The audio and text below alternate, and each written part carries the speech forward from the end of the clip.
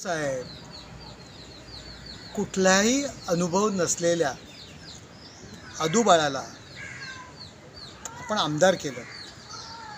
त्या ठिकाणी निवडून आलेल्या लोकनियुक्त आमदाराला आपण घरी बसवलं.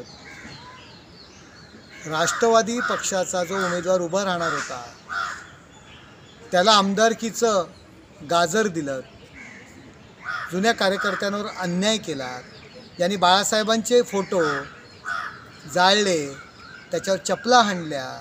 अशा सचिन अहिरला आपण आदूबाळाला आमदार करण्याकरता आमदारकी दिली. हे विसरलात का? ही घराणेशाही नाही का? आणि पहिल्याच टर्ममध्ये आपण त्यांना मंत्रिपद दिलं. किती माणसं होती 2-2, 3-3 वेळा निवडून आलेली? त्यांचा का नाही विचार केला? आणि ही काय, ही घराणेशाही नाही? आपल्याच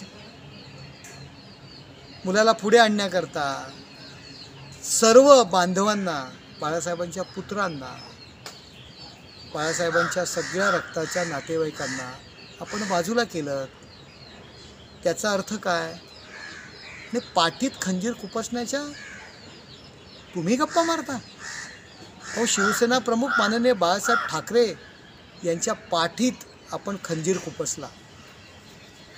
बाळासाहेबांचे विचार बाजूला ठेवून आपण काँग्रेसच्या मांडीला मांडी लावून बसला. तो ज्यांनी कायम स्वातंत्र्यवीर सावरकरांना विरोध केला, ज्यांनी नेहमीच सनातन धर्माला विरोध केला, ज्यांनी राम मंदिराला विरोध केला, अशा लोकांच्या मांडीला मांडी लावून बसला तो. मग पाठीत खंजीर कोणी खुपसला? आपण खुपसला. बाळासाहेबांच्या विचारांच्या पाठीत खंजीर आपण खुपसला. काय बोलताय तुम्ही आम्हाला? तुम्हाला बोलायचा अधिकार आहे?